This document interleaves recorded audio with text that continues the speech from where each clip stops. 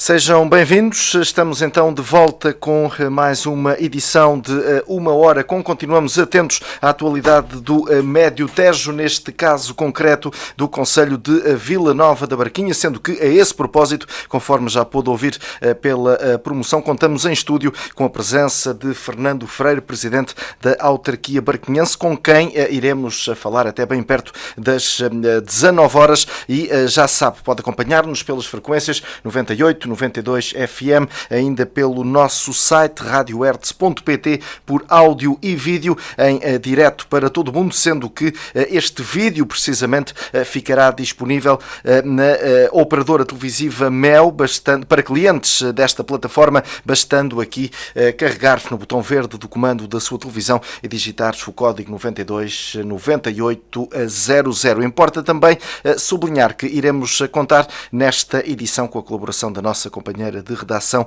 Diana Garcia, que também nos irá ajudar então a conduzir esta entrevista. Presidente Fernando Freire, obrigado mais uma vez pela sua presença, pela disponibilidade. Vamos então fazer um ponto de situação relativamente àquela que tem sido a atualidade de Vila Nova da Barquinha. Permita-me começar por um tema que efetivamente marca não só Vila Nova da Barquinha, mas também a região do Médio Tejo e diria também uma discussão à escala nacional. E vou recuar até ao recente programa da Hertz ao Médio Tejo em Revista na última semana, onde contámos com as presenças dos deputados Duarte Marques e Hugo Costa, e onde foi abordada esta questão da base aérea de Tancos e a possibilidade de poder receber parte da esquadra da Força Aérea que está sediada no Montijo. E disseram ambos que elogiaram para já aquele que tem sido o papel do presidente Fernando Freire na defesa da base aérea de Tancos, mas também sublinharam que este é um assunto que não pode, em que o presidente de Vila Nova da Barquinha necessitará de todo o apoio possível para fazer valer, neste caso, aquilo que Tancos tem de melhor para oferecer. Perante isto que eles disseram, eu agora pergunto-lhe, dentro de todos os intervenientes aqui da região do Médio Tejo, cada um com o seu papel, todos têm feito aquilo que está ao seu alcance para ajudar, neste caso, Tancos a receber então parte dessa esquadra da Força Aérea?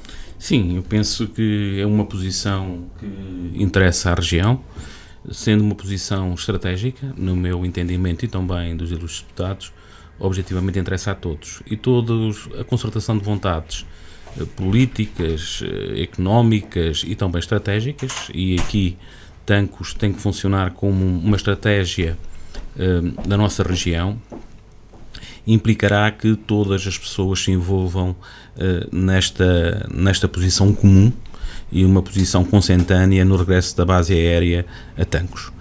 E tem a ver essencialmente por uma questão não só de recursos humanos qualificados, muito perto de 1000 pessoas qualificadas, como a possibilidade de recuperar, uma vez que a Força Aérea abandonou em 31 de dezembro de 1993 as instalações de Tancos, a possibilidade de recuperar quer ajudas à navegação, quer as próprias pistas, quer os próprios hangars, quer a própria torre de controle.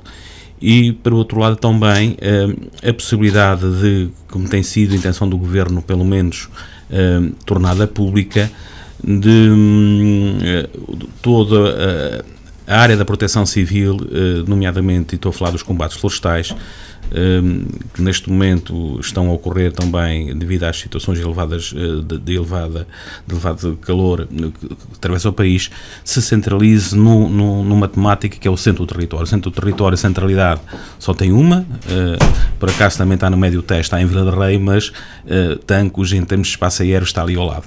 E estamos no centro do país, temos de facto uma situação que concorre objetivamente com outras, que é espaço completamente livre, espaço aéreo completamente livre. Por outro lado, está numa situação onde as missões internacionais, no âmbito NATO e que nos vinculam também no âmbito da ONU, são preparadas as tropas no nosso território, máximo em Santa Margarida e Tancos, e fará todo o sentido que, de facto, consigamos repristinar a vinda da Força Aérea para o nosso território, devido essencialmente também à sua excelente centralidade aos meios que populam à sua volta, nomeadamente máxima A23 e A13, e também a estação de caminhos de ferro do entroncamento, que nos permite, de facto, uma grande acessibilidade, quer para também em recursos humanos e também na qualidade de vida das pessoas que servem a Força Aérea, quer também por uma área estratégica do território. Da última vez que falámos, o Presidente Fernando Freire, perante este assunto, como é óbvio, não estava assim tão confiante como noutros tempos mais recuados. E agora? Objetivamente, o estudo da Força Aérea aponta no sentido de Tancos. Tancos têm um inconveniente nomeadamente face a Beja, e estamos a falar a Beja número 11, quer também ao aeródromo de manobra número 1, Sítio em Ovar. Quais são, de facto, os inconvenientes que têm? Tem, nomeadamente, na criação de infraestruturas significativas, porque todos os hangars que neste momento existem em Tancos foram preparados, nomeadamente, para tipo de aeronaves que nesta altura têm outro porte, máximo, nomeadamente, recordando, tínhamos a esquadra de helicópteros também, e tínhamos também o C-130, mas implica algumas infraestruturas. Todos os valores que estamos a apontar para Tancos, que é do estudo da Força Aérea, quer também me transmitido diretamente pelo Secretário de Estado da Defesa, aponta a rondar os 70 milhões de euros de investimento em Tancos para que, de facto, a base fique habilitada para toda a panóplia de operações, quer de proteção civil, quer operações de defesa que, em condições objetivas de satisfazer as necessidades do Exército, da Força Aérea Portuguesa. Mas tem aqui uma grande vantagem, ou seja, que neste momento há a deslocação de aeronaves, quer de Sintra, quer também do Montijo, para Tancos, e todas as semanas isso acontece, porque tem que se qualificar os recursos humanos, nomeadamente as tropas paraquedistas, nos chamados saltos que têm que efetuar. Ou seja, também aí, eu tenho esses dados, objetivamente não os vou divulgar em público, mas tenho esses dados de quanto é que se gasta, nomeadamente, em horas de voo, porque tem um preço, e também a questão de deslocação e de combustíveis, ou seja, são muitos milhares de euros que implica, nomeadamente, para que se as tropas não percam as suas qualificações adequadas, nomeadamente o salto em paraquedas e também as tropas aerotransportadas, têm algum impacto significativo. Haja vontade política por parte dos nossos deputados, como também tive o grato prazer de ouvir a semana passada, porque também gosto de estar atento às várias correntes que opinam sobre esta temática, queiram as forças políticas dar este salto e, no fundo, como eu costumo dizer, tal e qual como o Sr. Presidente da República falou e muito bem que temos que valorizar a via interior até 2023, tal e qual como o programa do Governo estipula e determina que as zonas de baixa densidade devem, de facto, ser alocados alguns investimentos significativos. Então, seguindo o lema da base aérea número 3, que é res não verba, ou seja, factos e não palavras, uma vez por todas o poder político de facto virar-se para Tancos e dizer: vamos colocar em zona de baixa densidade, em zona nomeadamente interior, os meios ideais para estruturar e para, no fundo, dar vida dinâmica a toda a nossa região. Porque não é só Vila Nova de Quinha que de facto vai beneficiar com esta intervenção ou com esta requalificação daquele equipamento e infraestrutura essencial em termos nacionais, porque temos que também aqui consertar que as tropas internacionais, nomeadamente os canadianos, os belgas, os austríacos, vêm treinar a Portugal, com condições também, no fundo, quase de mercado, ou seja, eles pagam para a sua utilização. Quer por outro lado, também temos aqui um ponto fundamental que é, nomeadamente, a chamada componente sanitária, nomeadamente a proteção civil. Como vocês sabem, foram gastos milhões de euros e, aliás, recentemente eles foram utilizados, esses contentores, no IPO para substituir a quando das intervenções, nomeadamente conservação e manutenção do próprio Instituto de Oncologia, foram utilizados contentores militares que se encontram, de facto, no nosso território, máximo no pelotão sanitário de Tancos e também na saúde, na área de saúde em Abrantes, no sentido de dotá-los em termos estratégicos para o território. E temos de ter uma visão estratégica do território. Só fará sentido que esteja aqui, continuarei a lutar até às últimas consequências em termos políticos para que isso aconteça, não para bem de Vila Nova de Quinha, mas para bem, como disse, da região. É a Força Aérea que decide ou o poder político terá sempre a última palavra? Quem decide é o poder político. A Força Aérea, objetivamente, dos dados que eu tenho, melhor dizendo, dos estudos que eu tenho, indicia Tancos como sendo, de facto, a melhor solução. Mas há um ou dois relatórios? Ficamos sempre com há dois relatórios. Dois relatórios. Há um relatório de março e depois há o relatório depois pedido perante a conclusão do primeiro relatório, que tem a ver essencialmente com questões orçamentais, que estamos aqui a falar em cima da mesa, e estamos a falar desse valor dos 70 milhões de euros. Foi pedido um segundo relatório no sentido de tentar mitigar esse valor e qual é a solução alternativa, uma vez que a solução tem que passar por aí. Não há uma decisão política assumida também em minha conversa com o Secretário de Estado sobre esta temática. Neste momento estamos a estudar, por isso não podemos baixar a guarda e vamos continuar, no fundo, a lutar para que os objetivos da nossa região sejam salvaguardados. Admite que haja pressão, neste caso, para quem defende uma solução em Ovar, para quem defende uma solução em Beja, que haja essa pressão política? Sim, admito. Repara, todas as decisões têm grande pressão política. Esta é uma, aliás, quando, nomeadamente, o próprio Ministro da Defesa vem descentralizar a centralidade de Portugal, ou seja, dizendo que Ovar será de facto o sítio ideal para a centralização dos meios aéreos, deslocalizando aquilo que a geografia há muito tempo, e desde os nossos bancos de escola nos ensinava que o centro de Portugal ficar precisamente no nosso território, na região do Médio Tejo. Objetivamente há aqui alguns interesses que temos que combater e que temos de estar alerta. Mas face, nomeadamente, às questões que vivemos e que hoje, de certa maneira, estão a acontecer no território, nomeadamente aos grandes índices de calor, que, em termos de meios ambientais, vai agravar para o futuro. Tudo aponta nesse sentido, infelizmente. Face, essencialmente, à questão da maior mancha florestal da Europa. Ou seja, estou a falar, nomeadamente, dos concelhos da Norte, Ferreira do Zeza, Sertã, Oleiros, Proença Nova, Fundão, Pampilhosa da Serra. Eu penso que, de facto, se a opção política for de dotar a Força Aérea de meios de proteção civil, acho que é um erro estratégico e, objetivamente, enquanto político, também tenho um cargo político, terei que sempre afirmar no sentido de ponderar e no sentido de influenciar uma decisão que quero para o meu país que seja coerente e que seja estratégica. Uma última questão sobre este tema. Poderá pensar-se mais além para tanques, ou seja, para além desta componente militar, poderá haver alguma hipótese de poder também funcionar aqui como uma espécie de terminal do aeroporto da Portela? Sim, há várias entidades privadas interessadas na exploração de tanques. Repare, não é muito fácil, e para quem é da área da aeronáutica, como é o meu caso, não é? Como militar reformado da Força Aérea, perceber que as chamadas servidões militares não são fáceis de constituir, ou seja, porque, entretanto, pela sua dinâmica do território e pelo seu planeamento estratégico, foram construídas, nomeadamente, algumas infraestruturas, foram construídos algumas habitações e por aí adiante, ou seja, o chamado espaço aéreo de construção de uma unidade militar não é fácil de construir. De facto, as servidões militares em tanques estão estáveis, como lhe disse há bocadinho.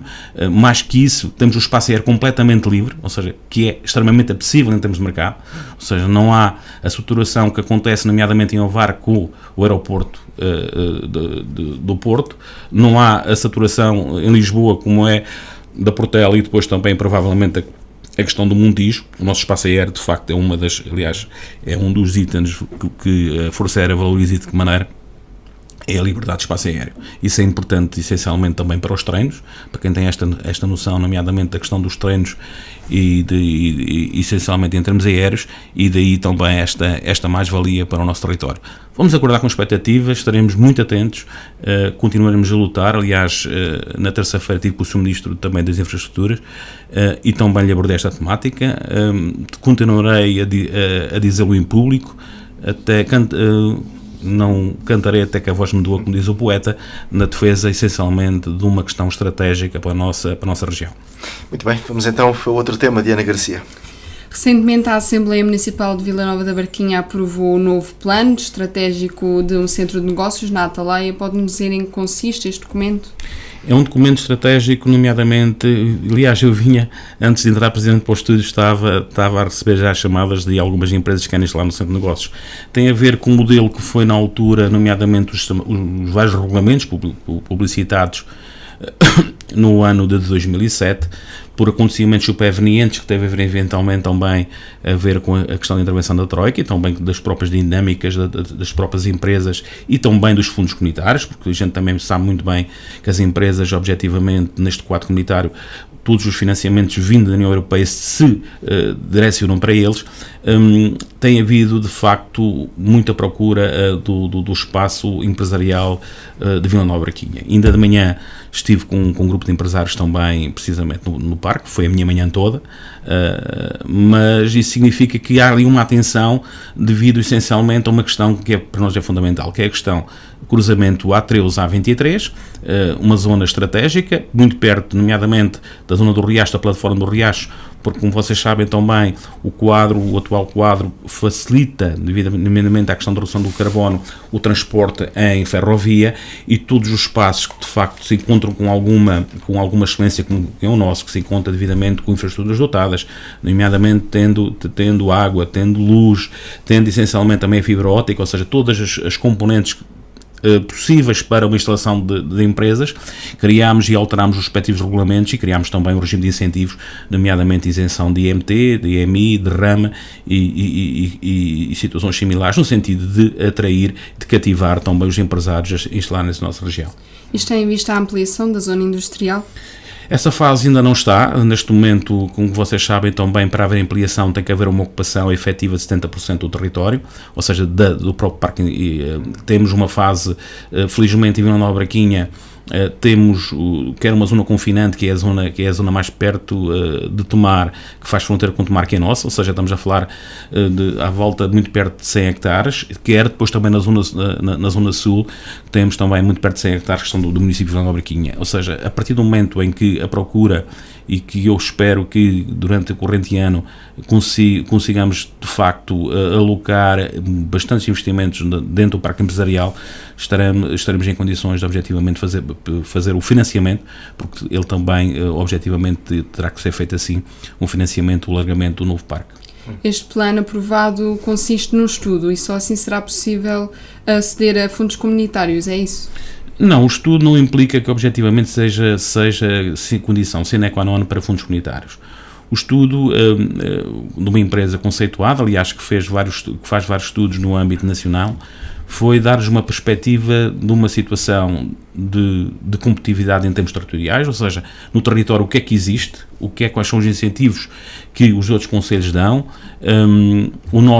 quais são aqueles que a gente podemos dar, quais são as mais-valias, quais são, no fundo, as oportunidades que podem ser criadas e nada como, de facto, um auditor externo para nos fazer esse trabalho. Ele foi feito, chegámos às conclusões, levámos à respectiva Assembleia Municipal o plano estratégico, já levei na sequência desse plano estratégico a reunião de Câmara, já foram aprovados nomeadamente as alterações aos regulamentos todos e também o regime de incentivos que também previa o próprio plano estratégico. Neste momento os documentos estão em consulta pública, todos a partir de setembro, objetivamente na próxima Assembleia Municipal será votado e objetivamente como o plano também foi votado com a respectiva maioria completamente quase absoluta, também vamos aprovar os documentos e em setembro temos um novo regime jurídico, quer da localização das empresas, quer do condomínio das empresas, quer também do regime de incentivos.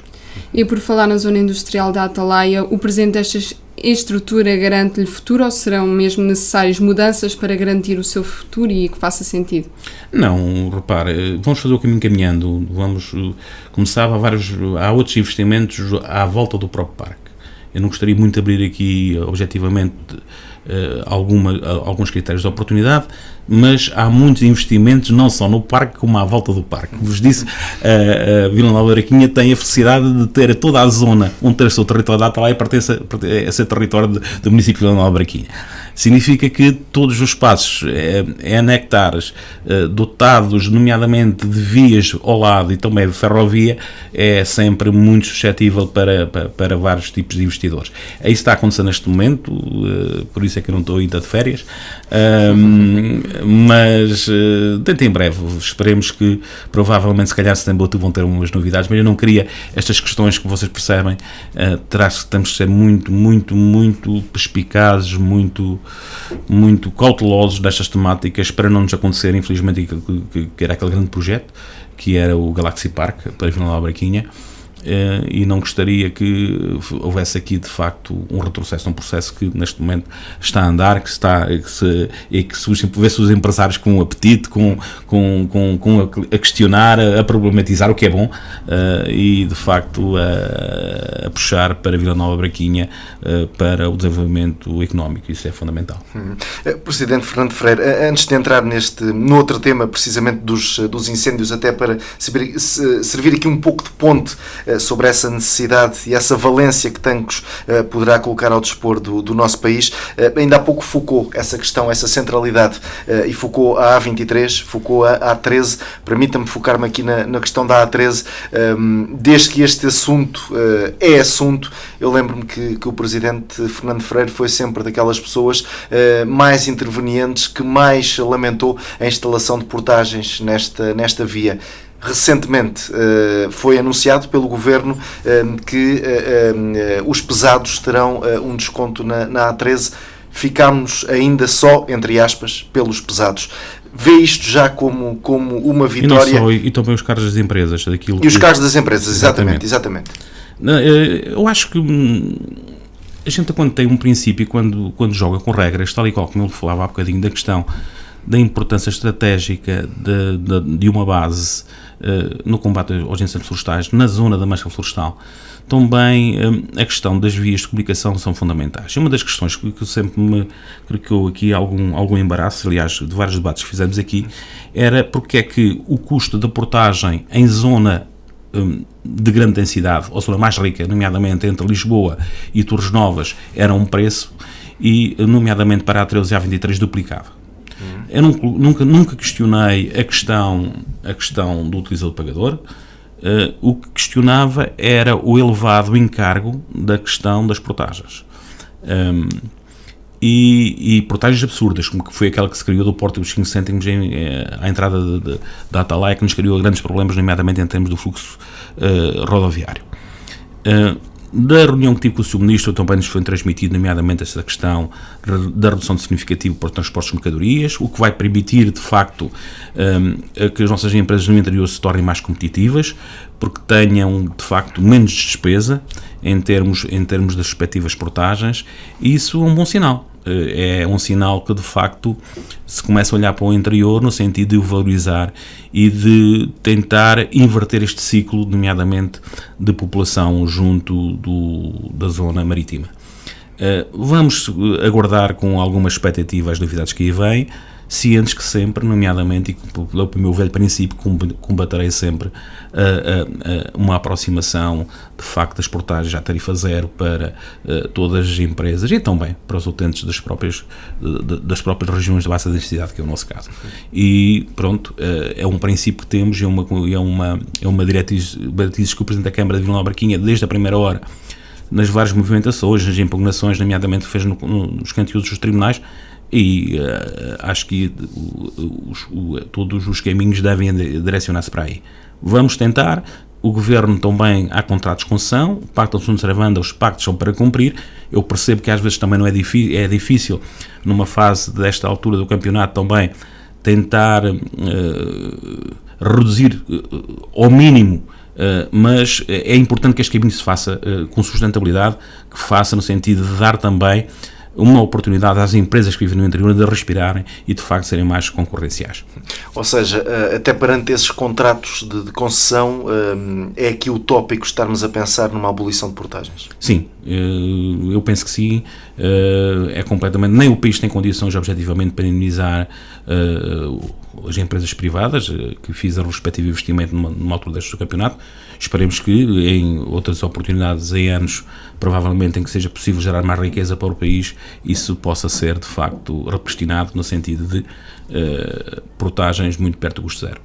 Mas consegue compreender os motivos pelos quais, e olhando de norte a sul do país, vemos que noutras vias tarifadas que os particulares, os automobilistas particulares, têm descontos, e na A13 isso não acontece, continua a não acontecer. Consegue compreender este critério? Esse não.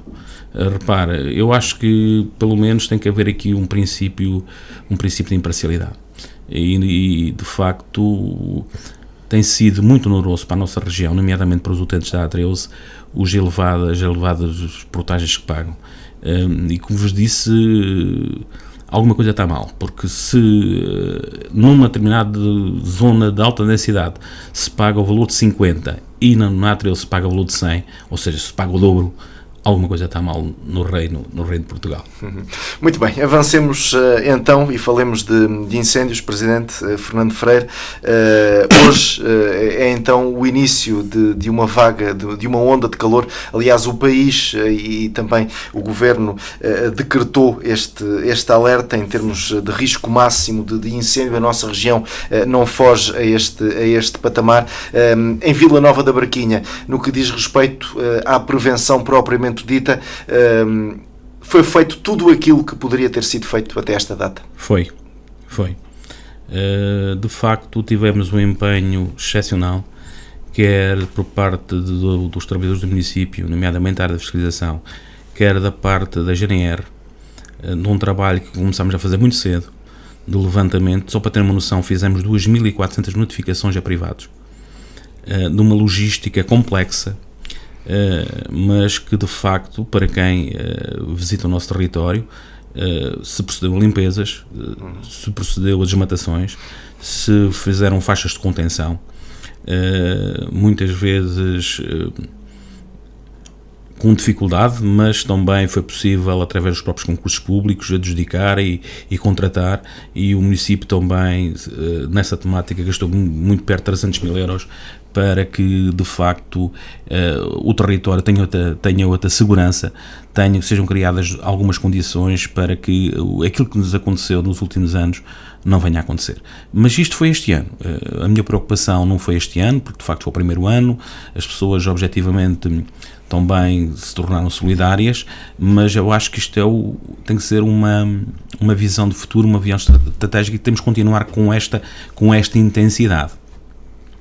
Foi-nos permitido também, nomeadamente, a criação de uma brigada florestal, onde está no Cafuz, a dotação de meios, tudo se conjugou de facto para que o Exército também colaborou, nomeadamente a Zona Militar de Tancos. Como vocês sabem, também temos 1/3 do nosso território de Zona Militar, e bem que temos, agora temos diretamente a retorno dela, não é? Era bom, nomeadamente essa questão que falamos já da Força Aérea, mas estou ciente que estamos preparados para aquilo que aí vem, e as pessoas estão mentalizadas também para esta temática. E dizer-vos também que conseguimos formar uma zona de intervenção florestal, uma ZIF que há muito tempo andávamos a lutar, com a colaboração também e com a entrada do Estado português nessa ZIF, nomeadamente o Ministério da Defesa.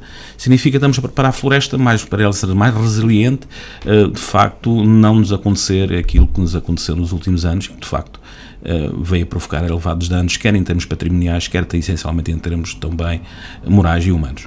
Dessas mais de 2.000 notificações de que falou, 2.400 notificações de que fala, quais é que foram aqui os reais motivos? Desconhecimento da lei, falta de poder financeiro, porque para limpar terrenos também é necessário pagar a quem o faça, quem não tem os meios próprios, desmazê-lo, estar longe dos terrenos. O que é que aqui aconteceu na maior parte dos casos? O grande problema que temos no nosso país, que é transversal todo o território do Médio Tejo, felizmente a gente temos uma facilidade, uma ferramenta que em devido tempo também levantei, nomeadamente na última reunião que tivemos na Proteção Civil em Santarém, que era, e que depois veio a ser consagrado em diploma, nomeadamente a cedência por parte da Administração Fiscal dos dados dos respectivos proprietários, e foi possível de facto notificar as pessoas. Mas temos um problema complexo, que são as chamadas heranças indivisas, e no nosso território isso existe muito.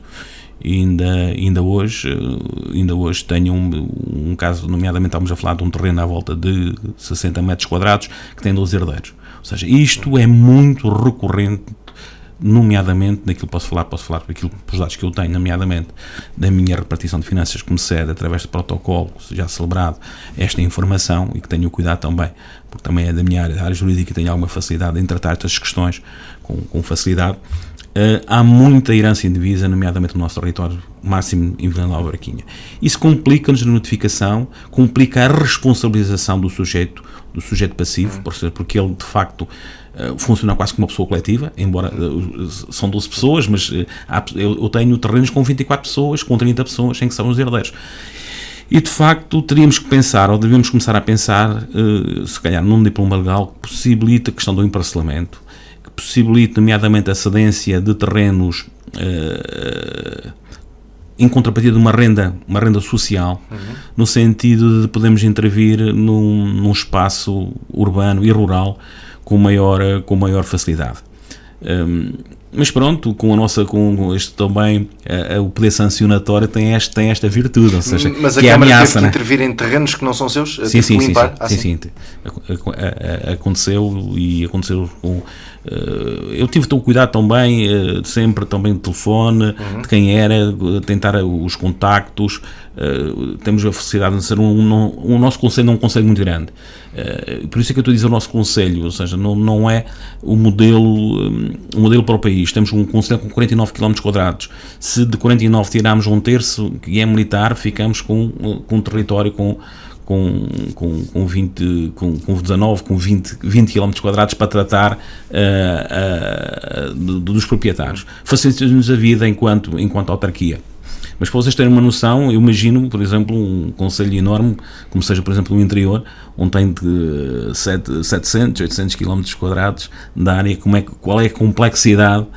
E mais, com outra vantagem que a gente temos o cadastro, e toda a região, nomeadamente a partir de Vila de Rei, Sertã e Oleiros, ou seja, não há cadastro, para Causa da Serra, ou seja, não há cadastro, que é o caos completo. Como é que se notificam as pessoas quando há dificuldade de identificação dos sujeitos passivos?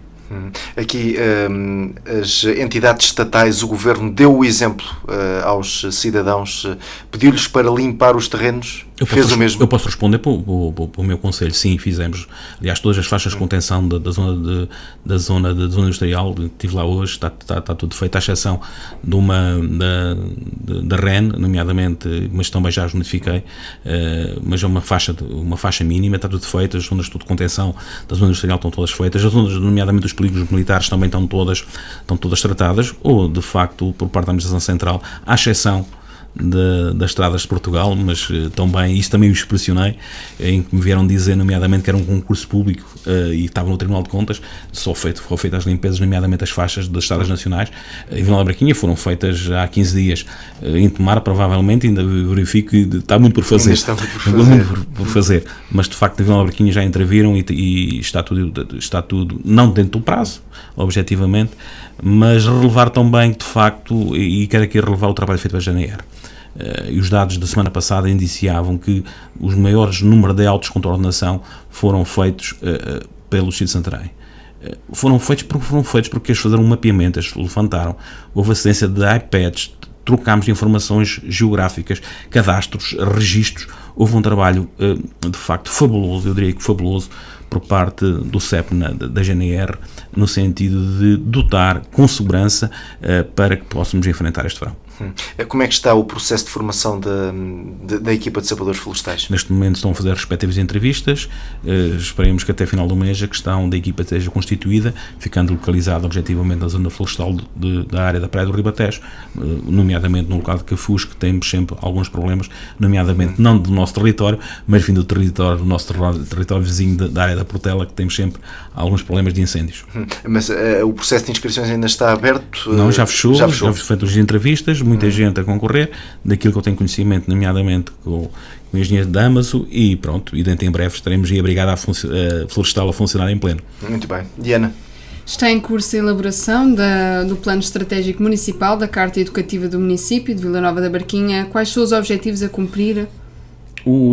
Na Carta Educativa, agora já de uma segunda geração, a da primeira geração era a inventariação, a manutenção dos espaços escolares, foi uma visão no fundo estratégica do município. Essa visão estratégica em termos de equipamentos escolares está a ser implementada, ou seja, um jardim de infância em cada freguesia, a criação do Centro Escolar de Vila Nova da Barquinha, onde funciona a Escola Ciência Viva, que de facto funciona muito bem, e também o polo da Praia do Ribatejo para o ensino básico. Em termos de equipamentos, eles estão estáveis. Neste momento queremos dar um salto, que é a questão da qualidade da escola no Conselho.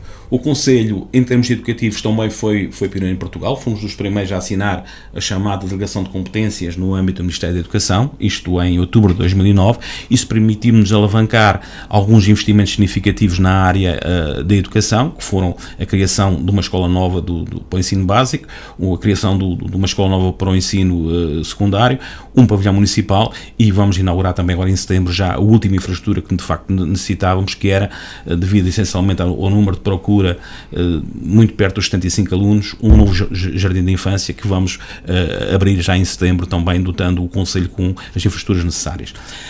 Neste momento estamos muito mais preocupados na carta educativa, é aquilo que a gente fez na ciência, ou seja, a aposta de Vila Nova da Barquinha em parceria com a Universidade de Aveiro tem sido essencialmente em planos de desenvolvimento de ciência e de aprendizagens, nomeadamente também na questão das AECs e outras coisas como tais.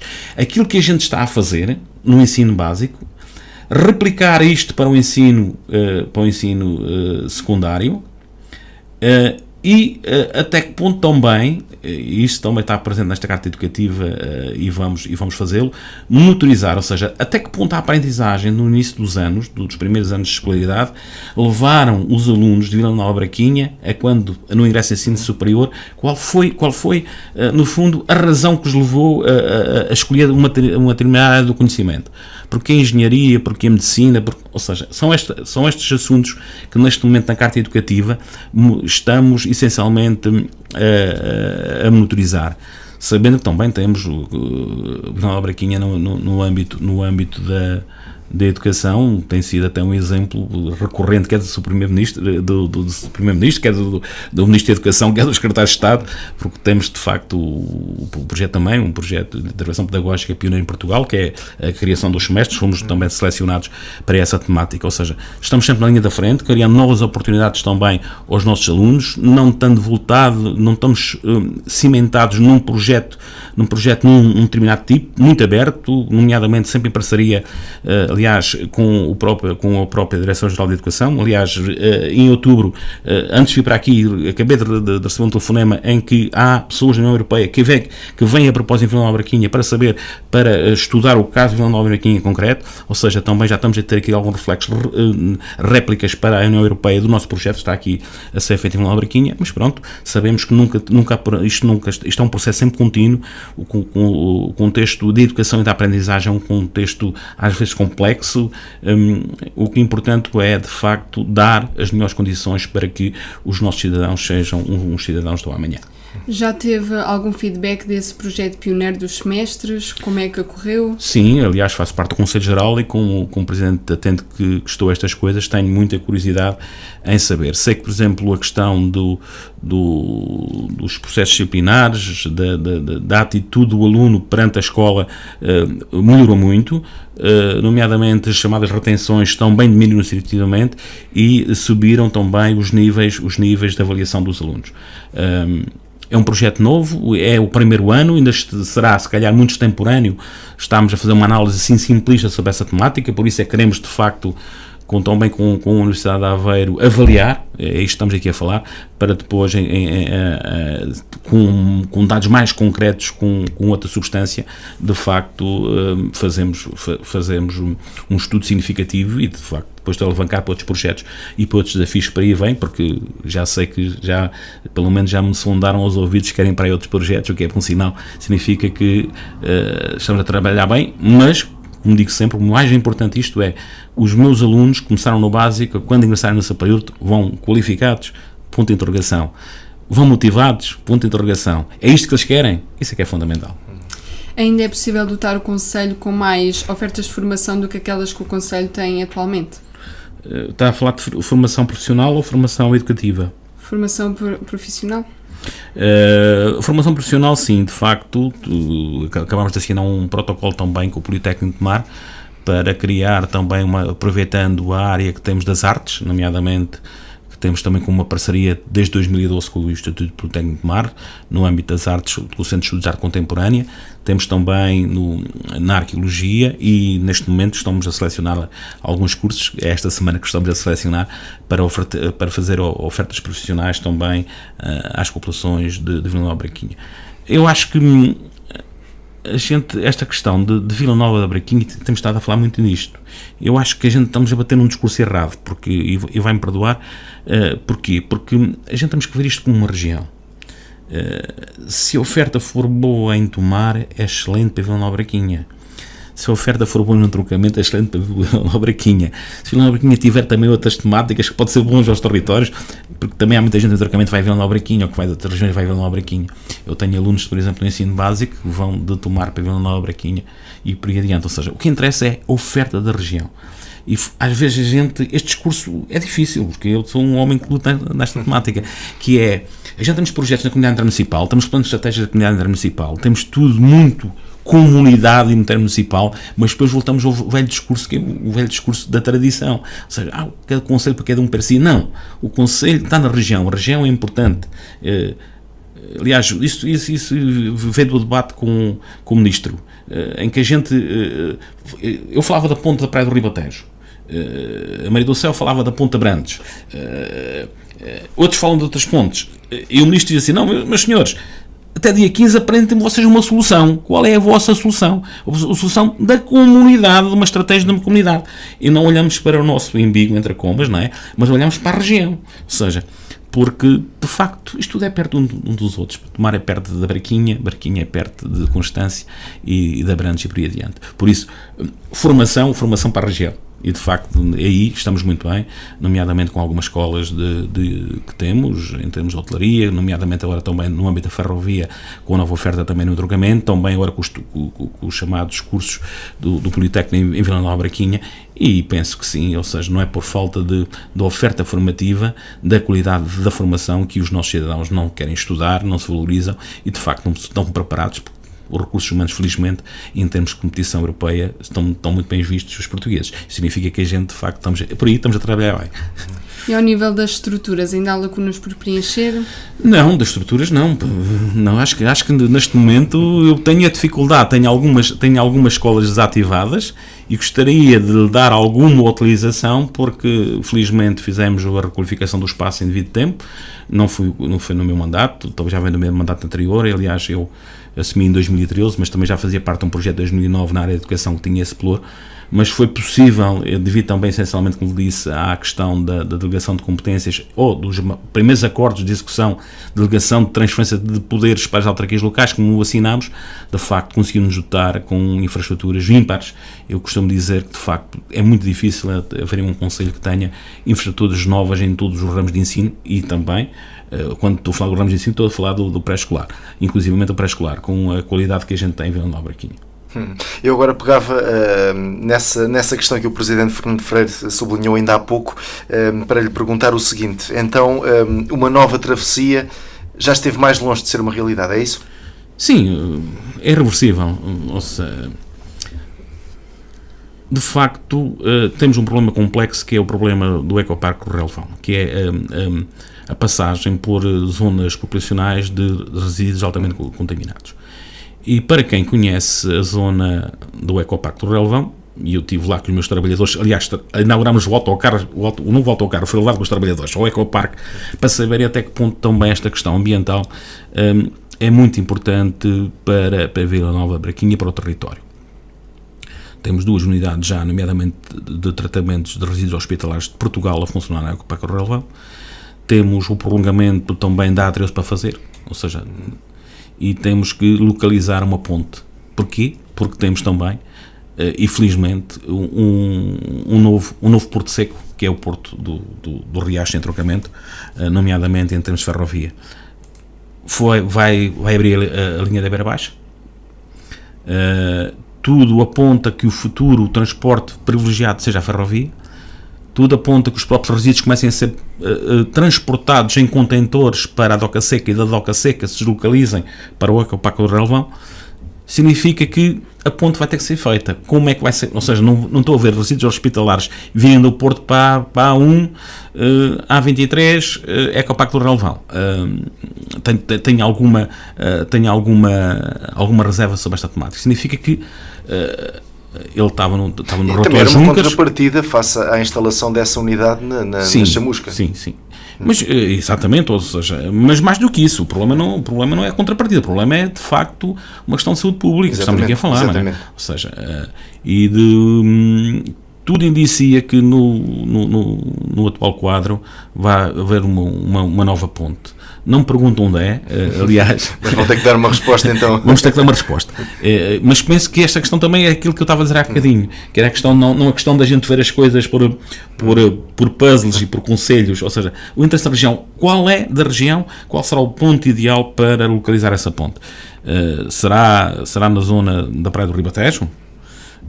Quanto é que isso custará? Quanto é que é o investimento? Será na zona entre a Praia do Ribatejo e a zona de Abrantes, nomeadamente para servir as empresas, Mitsubishi e outras como tais, e também as empresas ligadas às celuloses? Será a poente da Braquinha, nomeadamente continuando com a A23, ligando à questão da doca seca da ferrovia ao Riacho e também fazendo a ponte depois para o Ecopado do Relbão ali ao lado? Pronto, são estas questões que temos de discutir, e na próxima reunião da Comunidade Intermunicipal que se vai realizar em Abrantes no dia 13, será certamente um tema essencial e um debate entre os 13 conselhos da comunidade. O prazo que foi dado será o suficiente para se chegar a um consenso? Penso que sim, somos homens de diálogo, normalmente tivemos várias posições por unanimidade na Comunidade Intermunicipal, mas não tem que ser obrigatório por unanimidade.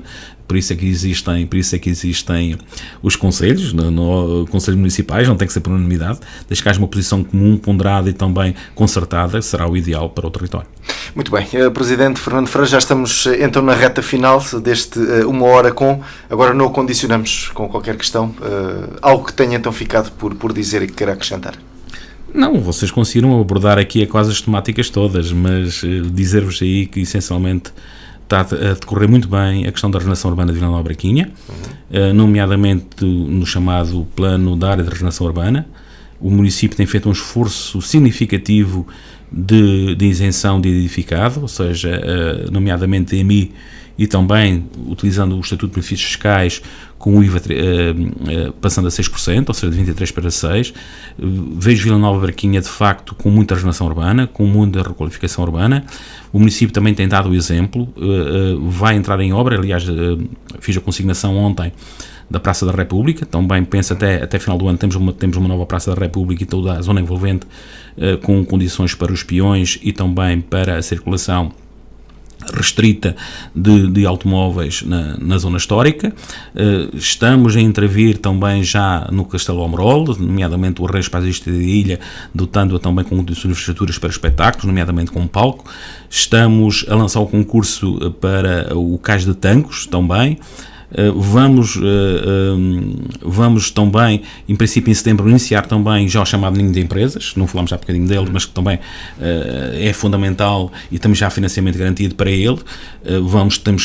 Estamos no saneamento das madeiras e de toda a zona norte da Praia do Ribatejo, está também adjudicada, já está em obra neste momento, já com constrangimentos, nomeadamente no âmbito das vias. Está tudo como prometido, não na época eleitoral, mas pós a época eleitoral, neste primeiro ano, muito mais solto, sem aquele compromisso político, da eleição política, porque é que faz obra ou não faz obra. Pronto, uma visão estratégica e formada no sentido de dotar Vila Nova de Barquinha preparada para o futuro e também com melhores condições de vida para as populações. E o turismo, estamos a apostar nele, nomeadamente com a questão de criação de novas ofertas públicas e também, posso dizer, também que vamos inaugurar o Centro de Educação Templária também, o dia 13 de outubro, para Vila Nova de Barquinha, para, de facto, também ter a mais-valia em termos também do próprio turismo do centro de Portugal, e não só, e do mundo, no sentido de valorizar, quer Tomar, Convento de Cristo, quer Almorol, quer também o novo centro de educação com exposição periódicas, de 6 em 6 meses, sobre várias temáticas dos templários, que é, de facto, um assunto ou um convite a contratar mundial. Ou seja, mesmo de férias, Vila Nova da Barquinha não para. Tem uma velha máxima, não stop. Muito bem. Presidente Fernando Freire, obrigado mais uma vez pela sua disponibilidade para estar connosco. Muito obrigado. Bem-aja.